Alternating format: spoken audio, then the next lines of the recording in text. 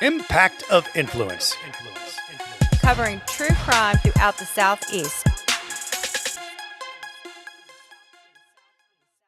Hello, friend. Matt Harrison, Seton Tucker, always grateful you're spending time with us. More Murdaugh news and Murdaugh-adjacent news coming up in just a second. Just want to remind you that Impact of Influence is on Facebook. That's where you can join in the conversation. Always looking forward to hearing from you. You have great insight, and we love it. And if you have any ideas on cases you'd like us to work on, feel free to hit us up on the Impact of Influence Facebook page. Also part of the Evergreen Podcast Company.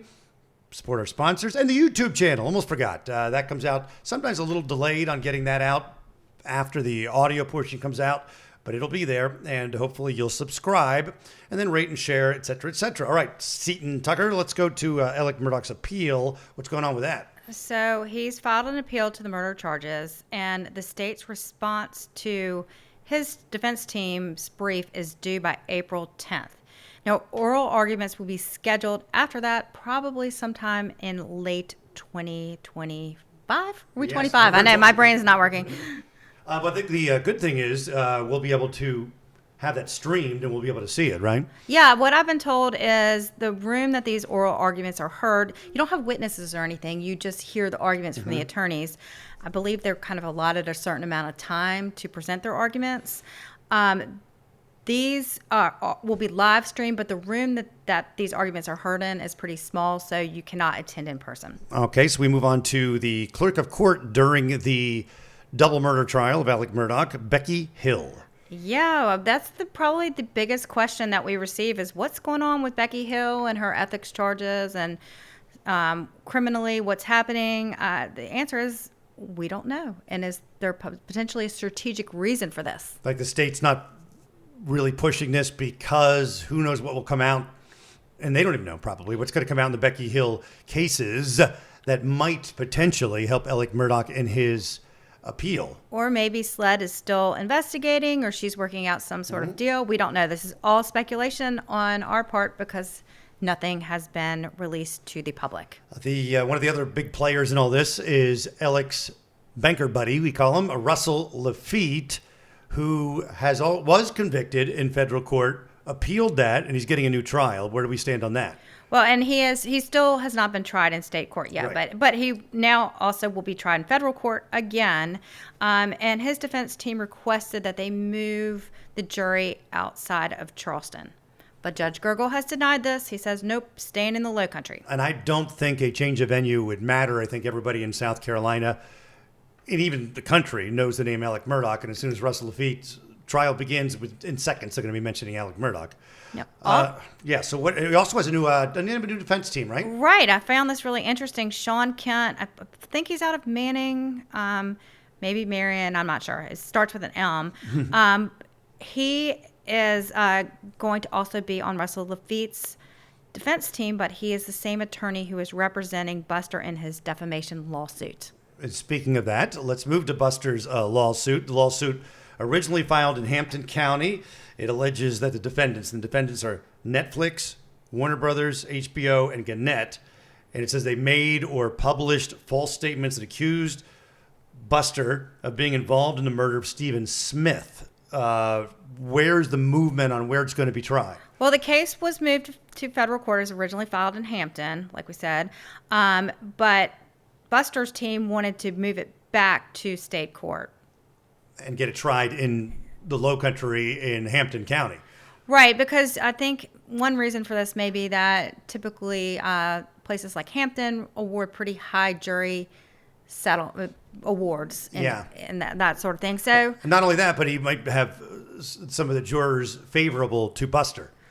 Or they could potentially backfire. Yep. It could be unfavorable. We don't know. But that's what they hope anyway, that the people from Hampton County might look at Buster differently than some other places. And again, how they look at him, we'll find out when that trial happens. But there's 3 different docs that we're talking about. And the big thing is how they dealt with the death of Stephen Smith. Stephen Smith's death occurred under mysterious circumstances on the night of July 8th, 2015, while he was walking on a rural road in Hampton, South Carolina, just very short distance from Murdaugh's Moselle property. Now, the doc number 1, tell me about the Murdaugh Murders Deadly Dynasty, which was produced by Blackfin and broadcast by Warner Brothers. So this one had local reporters out of Charleston, Ann Emerson and Drew Tripp, and also a person named Greg Roman. Now, this name may sound familiar because he's also involved in this Parker Beach civil outrage lawsuit. This is the lawsuit that the Beach family has filed saying that Parker's efforts to spin things caused them emotional distress in the aftermath of Mallory's death. Now, journalist Vicky Ward was also a producer on this series, and she said that she got photos and videos from Greg Roman. And tell us about these photos and videos. It was something that wasn't supposed to be public. It was in something similar. People might be familiar with the Dropbox, which they could pitch it, and they would say, only private people. You want to produce this, you want to show this, whatever, for distribution rights, that sort of thing. They called it a trailer, but it wasn't a trailer meant for consumption of just the general public. It was to shop this documentary around. But the problem was there was a link, and the link was public. Yes, and she says it was pure accident. Regardless, it was up there, and then the big debate was the reasons why Greg Roman gave it to Vicky Ward. Where did he get it from? And that whole battle was part of the lawsuit. And was he hired by Parker's to kind of in a sort of PR capacity to spin things in the direction they wanted to go in? Right, and that's a whole nother deal. And Parker's has denied that Roman was authorized, that he or anyone in the Parker's team authorized Roman to give these documents to Vicky Ward. Right. And it really does nothing to do with the defamation case, but just a little side note. Yeah, just interesting thought. Number 2 doc, The Low Country, Southern Dynasty, produced by Campfire, distributed and broadcast by Warner Brothers, Discovery Inc., and Warner Media Entertainment Pages, Inc.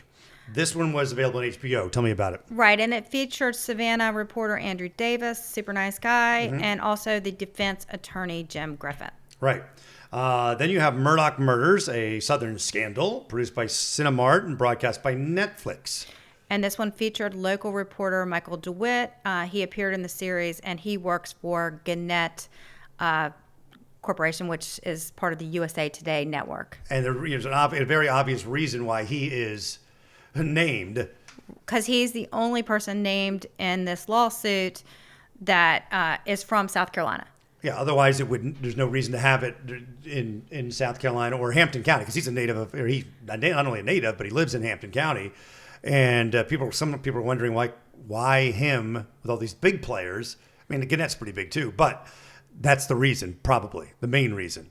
And so Buster Murdaugh alleges what in these cases? Okay, so in this Murdaugh Deadly Dynasty, the first one, he says that he's alluded to a number of times as the murderer of Stephen Smith. Okay. Buster is alluded to as the murderer of Stephen Smith. And then you have the Low Country, the Murdaugh Dynasty that was on HBO. What did they do?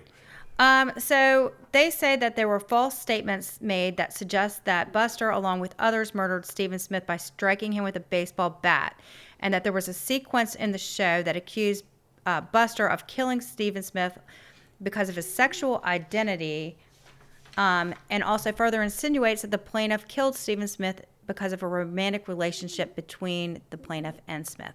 And then you have Netflix, Murdaugh Murders, a Southern Scandal, and that depicted. This is the one that had the recreation, as you see on shows, like blurry, and then they acted out. Right, but there was a young man with red hair carrying a baseball bat. And of course, Buster's bright red hair. Right, so they're saying that this is implying that it was Buster. And it also contends that there were a series of false statements in which the plaintiff was engaged in a romantic relationship with Stephen Smith, and that the plaintiff, Buster, and 2 other individuals killed Stephen Smith. And again, for the record, just to remember, Buster Murdaugh has never been charged with anything. He was never even labeled as a person of interest or interviewed. The Murdaugh name came up in some of the interviews the police had done after the death of Stephen Smith, but there was nothing came of it. And so that whole deal was moved to federal court, and the Buster team wanted it back in Hampton County. Right. Well, it was moved to federal court, and much of the argument that was made for moving it to federal court was that Michael DeWitt was really not properly named. He should never have been a part, and the only reason that he was named was for venue purposes. Mm-hmm. And they call the claims made against DeWitt meritless. Okay. So let's read a few of the things that DeWitt said, just so people can hear what they're saying. And these were, again, all in the Netflix series. And this is from the lawsuit, the defamation lawsuit, some of the quotes from Michael DeWitt. Okay, so let's hear what DeWitt said in this Netflix documentary. The first one is called The Connection Statement. It says, within 1 month of Smith's body being found, we're hearing all these rumors about a possible Murdaugh connection. That's the first thing that is brought up in this lawsuit. The second thing is called the Good Rumor Statement. This is in episode 3 of the Netflix series, and it says, I've learned as a reporter that if you hear the same rumors from different groups of people wherever you go, it's either a very good rumor or there's some truth to it. Now, I'll let you read the third one. This is called the Piggly Wiggly Statement. The Piggly Wiggly Statement. DeWitt said in the doc, we could not put the Murdaugh name in a story unless we wanted to face lawsuits. We said a prominent, well-known family was rumored to be involved. Everybody knew who we were talking about. We published a story, and we waited. People would come up to me in the Piggly Wiggly and pat me on the back. We're so thankful you ran that story. So proud of you to have the courage to do it. I mean, we did everything but put the Murdaugh name in the story. But the story did no good. Nobody ever came forward. Then there's the bad taste statement from the Netflix doc that Michael DeWitt said this. I began to have a bad taste in my mouth toward members of the Murdaugh family, just like a lot of people in the community did. And our coroner, Angela Topper, she goes back looking through Hampton County coroner records, and she stood up and pointed out there was something fishy about 2018 Gloria Satterfield, another case that went under the radar. She's saying that this death was ruled natural, even though it was a trip and fall. She's seeing that there was no autopsy ever done. She wrote a letter to SLED, South Carolina Law Enforcement Division, and asked SLED to help her investigate this. At the time, SLED has gotten reason to investigate Alec's financial crimes. Eventually, the Satterfield family were reading articles all over the state of South Carolina about how there was a death statement, how there was a death settlement. Her sons didn't know anything about a settlement, and they looked at each other and said, I didn't get any money. Did you get any money? So that is the 3 big statements or 5 big statements that they break apart in the defamation lawsuit, and the reason they want Michael DeWitt involved and Gannett.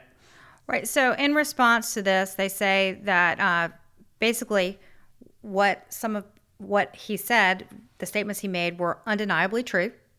They also said that some of the statements he made express subjective views and theories, and that constitutes protected speech, free speech. And they say that none of the things that he said were specifically concerning.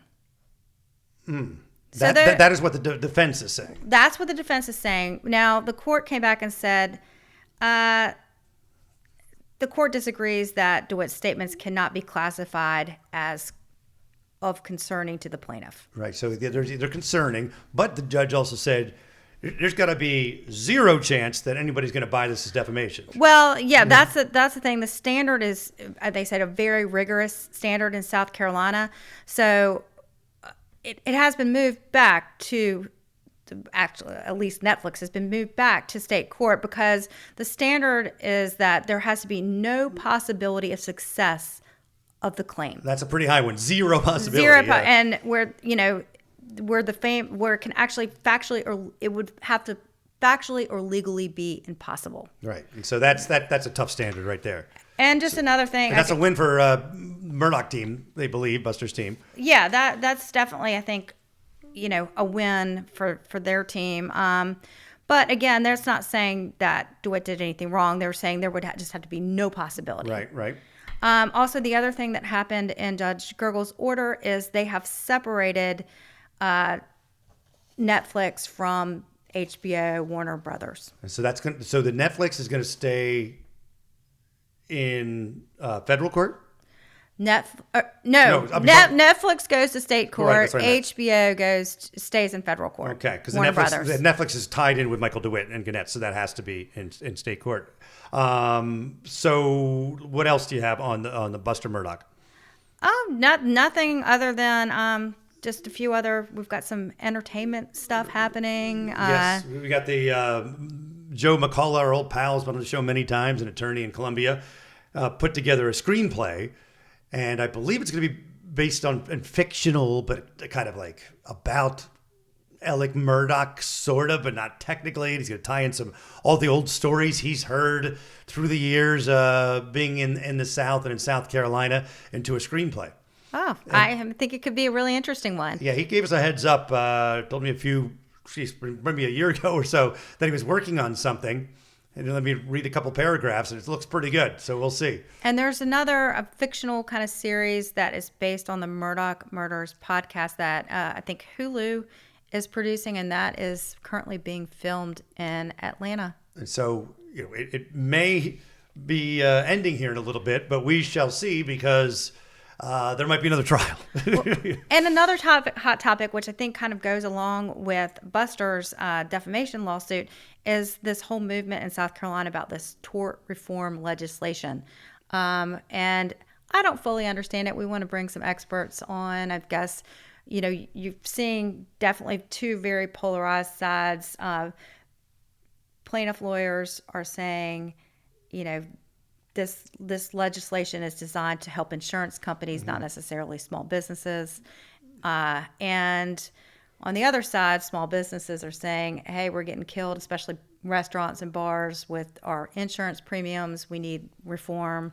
It's a lot of liquor liability tied into it. Yes. And if you're an expert, we'd love to hear from you. We're lining up some people now, but if you have a comment on what is going on with the tort reform, and there's been more than one bill that has moved along and then gets rejected and they start over, but there's a new one. There's one. Yeah, there's one that originated in the Senate, South Carolina Senate, and is up for debate right now. And the implication that a lot of people are saying is that it was the Parker Beach lawsuit that really sprung this to the forefront. Right. A lot of people have said, that shed light on this situation in South Carolina. So if you've got any thoughts on that, or know anybody who knows anything, we like to talk to people for sure that are smarter than us, which isn't too hard to be on certain days. Definitely not. No, today is one of those days. But we love you guys. Appreciate it. Facebook page, Impact of Influence. That's where you get the YouTube channel. Subscribe and follow and share and all those things you need to do to help us. And we will try to continue to do this thing for you. And we are always grateful. And we'll talk soon, friend.